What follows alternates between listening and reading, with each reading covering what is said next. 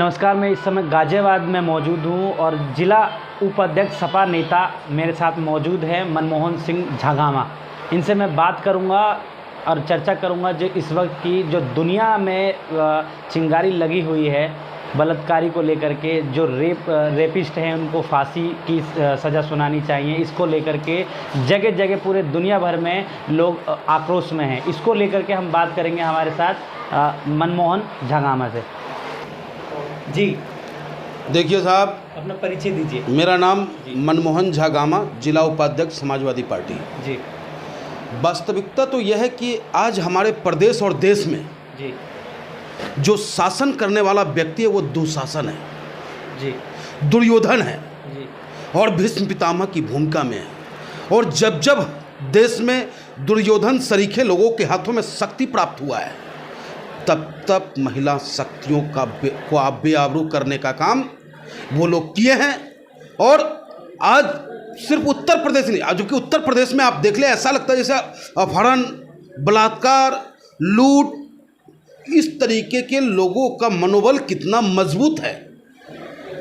आप सोच सकते हैं कि एक तरफ सरकार कहती है, उत्तर प्रदेश की सरकार, योगी बाबा कहते हैं कि छेड़छाड़ करने वालों के खिलाफ पोस्टर लगाएंगे, एंटी रोमियो स्क्वाड, ये स्क्वाड, वो स्क्वाड, न जाने क्या क्या स्क्वाड उन्होंने लगाया, लेकिन कभी भी बलात्कारियों पे इन्होंने सख्त कदम उठाने का कार्य नहीं किया। और उसी का नतीजा है कि चिन्मय आनंद जैसे लोग, कुलदीप सेंगर जैसे लोग, आज आजमगढ़, आज पूरा उत्तर प्रदेश त्राही है। आजमगढ़ ले लो, मऊ ले लो, आप बुलंदशहर ले लो, वाराणसी ले लो, गाजियाबाद में ले लो, आप मोहन नगर में कल बस में बैठी बेटी को छेड़ा जाता है और जब उसका विरोध करती है वो बेचारी, तो उसके साथ कंडक्टर मार पिटाई करता है। ये स्थिति है। और पुलिस उस बेचारी लड़की से जबरन डिलीट करवाने का काम करती है फ़ोटो को। वो तो भला हो किसी नेक इंसान का जिन्होंने फ़ोटो वायरल किया और उसके खिलाफ पुलिस ने कार्रवाई की। जी, जैसे कि अभी स्थिति जो चल रही है देश के अंदर, और आप देख सकते हैं कि उनको जो परिजन थे, पीड़ित थे, उनके पीड़ित पे मनीषा के परिवारों को सरकार की तरफ से जो मुआवजा दिया गया है, क्या उससे सिर्फ वही संतुष्टि के लायक है या फिर और भी कुछ कार्रवाई, कठोर कार्रवाई करनी चाहिए? क्या हमारी बेटियों की कीमत लगाई जाएगी इस सरकार में? जी। हमारी बेटियों की आबरू कीमत होगी? जी नहीं।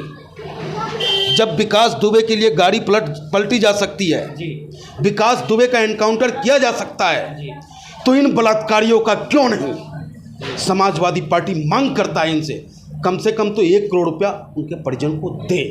मैं ये नहीं कहता कि पैसा दे देने मात्र से, ये तो पैसे पे आबरू खरीदने का काम कर रहे हैं और अपराधियों का मनोबल बढ़ा रहे हैं। जब विकास दुबे का एनकाउंटर हो सकता है तो इस अपराधी का भी एनकाउंटर होना चाहिए, अपराधियों पे लगाम लगनी चाहिए।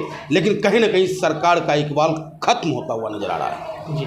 अभी देख सकते हैं कि किस तरीके से जो सुशांत राजपूत जी हैं, उनकी जो घटना हुई, उनकी घटना को लेकर के कि मामला ज़ोर शोर से चलने लग गया। उसके बाद मामला ये होगा कि जो लोग और जो लोगों में आक्रोश है सुशांत राजपूत को लेकर के, क्या ये राजनीतिक चरम पे चल रही है, क्या किस नज़रिए से आप देख रहे हैं इसको? सुशांत की हत्या हुई या आत्महत्या हुई, जी, जांच का विषय था, जांच हो रही है। लेकिन क्या मेरे हिंदुस्तान में एक ही सुशांत के साथ इस तरीके की घटना हो रही है? जी। जिस शिखर धवन, एक क्रिकेटर की उंगली में चोट लगने पर जी, हमारे देश के प्रधानमंत्री ट्वीट कर सहानुभूति देते हैं, जी, और आज हमारी बेटियों की हड्डी तोड़ दी जाती है, जिह्वा काट दी जाती है, पूरे बदन को चबा लिया जाता है। उसके बावजूद हमारे प्रधानमंत्री भीष्म पितामह बनकर के, कृपाचार्य, द्रोणाचार्य बनकर के इस बहु बेटियों की इज्जत का, आबरू का लूटता हुआ देख रहे हैं। लेकिन एक शब्द उनका नहीं आ रहा जिसका विरोध समाजवादी पार्टी करता है। और समाजवादी पार्टी माननीय प्रधानमंत्री से कहता है, ये मौनी बाबा आपने, जबकि आप चुप रहते नहीं हो, लेकिन आज ऐसा क्या हो गया है कि हमारे हिंदुस्तान की बहु बेटियों की आबरू लूटी जा रही है और आप चुप बैठे हो? जी, मेरा सवाल था कि जो बिहार में चुनाव को लेकर के सुशांत राजपूत के नज़रिए से राजनीति को लाया जा रहा है, या किस नज़रिए से देख रहे हो आप? बिल्कुल जी, ये भाजपा सरकार की सोची समझी साजिश थी। जी, मैं एक थोड़ा पीछे आपको ले जाना चाहूँगा। जी, जब पालघर में एक साधु की हत्या होती है, जी, ऐसा लगता है जैसे गोदी मीडिया ही सरकार पलट के रख देगी। लेकिन आज वही हमारे उत्तर प्रदेश में सैकड़ों ब्राह्मण साधु संतों की हत्या हो रही है, लेकिन सरकार के कानों पे जू तंग नहीं गिरेगा। और बिहार की अगर बिहार में चुनाव ना होता तो कितने सुशांत मर गए होते, कोई कार्रवाई नहीं होती, कोई शोर शराबा नहीं होता। लेकिन मैं आपको विश्वास दिलाना चाहता हूँ, बिहार की जनता इस बार खुद चुनाव लड़ रही है। बिहार की जनता खुद डिसीजन लेगी। वो जनता जो 1200 और 1500 किलोमीटर सरकार की गलत नीतियों के कारण पैदल चलने पे मजबूर रहा, वो बेटियां जो साइकिल पे अपने पिता को गुड़गांव से बिहार तक ले जाने का काम किया, वो लोग चुनाव लड़ेंगे और इनके झांसे में आने वाले नहीं है ये लोग। फिर शुरू करूं? जी। बिहार में जो चुनाव लड़ा जाएगा इस बार, जुमलेबाजी पे नहीं लड़ा जाएगा। बिहार के लोग चुनाव लड़ेंगे। वो लोग लड़ेंगे चुनाव जो पैदल चल करके बॉम्बे होगा, ना कि मोदी जी के झांसे पर कि इतने लाख करोड़ दे दूं, उतने लाख करोड़ दे दूं, उस पर चुनाव नहीं होने जा रहा। जी, अभी जैसे कि कोरोना महामारी को लेकर के जो बेरोजगारी लोगों में आई है, इतने आप किस नज़रिए से देख रहे हैं कि जो बेरोजगारी है जिसको लेकर सरकार किसी नई रणनीतियों पे काम कर रहा है या काम करने का अभी उनको ज़रूरत है? ये सरकार की कोई नीति ही नहीं है जी। इस सरकार के पास कोई ऐसा विज़न नहीं है जिस विज़न के आधार पे ये हमें बेरोजगारी से मुक्ति दिला दे, देश की आर्थिक स्थिति को मजबूत कर दे या देश को मजबूत करने में कहीं कोई बहुत बड़ा योगदान दे। ये सरकार आडंबरों की सरकार है, फ्रॉडों की सरकार है। सिर्फ प्रोपेगेंडा के आधार पे चुनाव के मैदान में ये आते हैं और चुनाव जीत करके निकलने का प्रयास करते हैं। जैसे कि कोरोना लॉकडाउन जो किया गया था, कोरोना को महामारी को लेकर के जो लॉकडाउन किया गया था, वो उस फैसले से अचानक से ये लॉकडाउन खोल देना क्या कोरोना पे नियंत्रण पाने के लिए किया गया है या क्या कहेंगे आप इस पे? जब कोरोना हमारे देश में आया, जी, मैं आपसे कहना चाहूँगा, जब कोरोना हमारे देश में आया, वो आने से पहले जिसे ये पप्पू पप्पू कहते कहते थकते नहीं, उस पप्पू ने जनवरी में कह दिया था कि कोरोना के लिए सावधान हो जाओ। लेकिन ये ट्रंप से दोस्ती निभाने के चक्कर में कोरोना का लाने वाला, हवाई जहाज़ में बैठने वाले लोग और उसका दंश झेल रहा है हवाई चप्पल पहनने वाले लोग, इनकी हर नीति गलत साबित हुई। जिस दिन 500 कोरोना का पेशेंट हमारे हिंदुस्तान में नज़र आ रहा था, तब तो ये लॉकडाउन करने का काम किया और आज लगातार कोरोना का संक्रमण बढ़ता जा रहा है। 60 लाख के हम पार हो गए।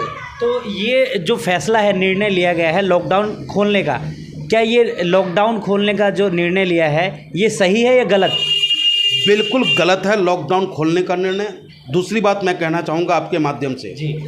दूसरी तरफ ये कह रहे हैं कि 12 अक्टूबर से स्कूल खोले जाएंगे जी। जो कल का भविष्य है, आज का बच्चा जी, उनके अभिभावकों के दर्द को अब तक ये सरकार नहीं समझ पा रही है।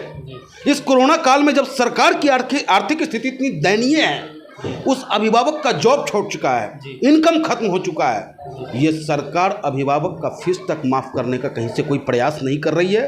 सरकार से मांग करती है समाजवादी पार्टी, स्कूल खोलने से पहले आप स्कूलों का फीस माफ़ करने का काम करें और जब तक वैक्सीन नहीं आ जाता कोई बच्चा स्कूल नहीं जाएगा। जी, अभी जैसे कि कोरोना काल में जो भी सरकार की तरफ से मदद किया गया, आपने क्या किया कोरोना काल को लेकर के?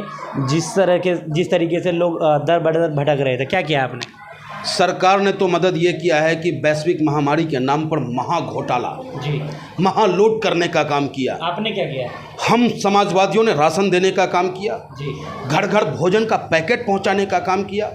आपने देखा होगा कि जब हमारे हिंदुस्तानी भाई को इस सरकार ने प्रवासी बनाने का काम किया, उस हिंदुस्तानी जिसके हाथों से हिंदुस्तान मजबूत होता है, उनको रास्ते में रोटी खिलाने का काम समाजवादियों ने किया, उनकी मदद की। और इस सरकार ने हम समाजवादियों पे मदद करने के नाम पर मुकदमा करने का काम किया। जैसे कि गाजियाबाद NCR के जितने भी मजदूर टाइप के लोग हैं, उन्होंने अपने घर प्रवेश करते हुए अपने घर चले गए, क्या उनकी वापस आने की उम्मीद है या नहीं?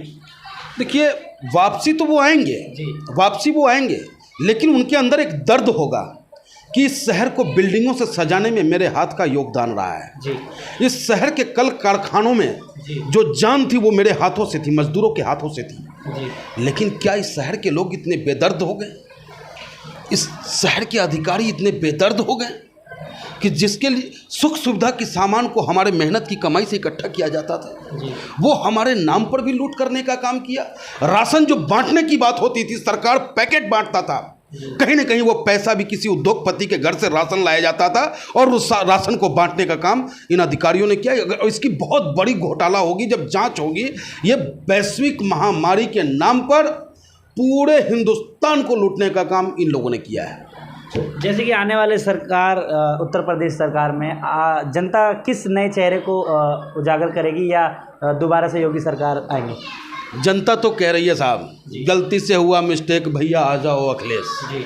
तो अखिलेश जी आएंगे, क्योंकि जनता विकास चाहती है, जनता मेट्रो चाहती है, जनता समाजवादी पेंशन चाहती है, जनता लैपटॉप चाहती है, जनता हिंदू मुस्लिम की भाईचारा को तोड़ने की बात नहीं चाहती है, जनता अमन चैन चाहती है, आपसी वैमनस्यता नहीं चाहती है। अभी कोरोना महामारी को लेकर क्या संदेश देना चाहेंगे आप लोगों को? लोगों से हम यही अपील करेंगे कि 2 गज की दूरी जरूर बना के रखें आप, और इसी में हमें संघर्ष करना है, क्योंकि इस जालिम सरकार से अगर हमें निजात पाना है तो कोरोना से मरने से बेहतर है कि हम इन जालिमों के डंडे से मारे जाएं, ताकि इतिहास गवाह हो कि जब हमारे ऊपर तानाशाह आया तो उसके खिलाफ हमने यूं ही बीमारी से मर करके अपना प्राण नहीं त्यागा, इस जालिम के खिलाफ भगत सिंह के अनुयायी बन के अपने प्राण को त्यागा है। जी, साफ तौर पे कहना है धामा जी का कि जगामा जी का कि अब की बार अखिलेश सरकार की रणनीतियों को लेते हुए यहाँ उत्तर प्रदेश सरकार में ये साइकिल चलाया जाएगा। अब देखना ये होगा कि लोग किस नज़रिए से अखिलेश यादव को देखते हैं या फिर से योगी सरकार की रणनीति को अपनाएंगे। गाजियाबाद से अजीत रावत की रिपोर्ट, FLT न्यूज़।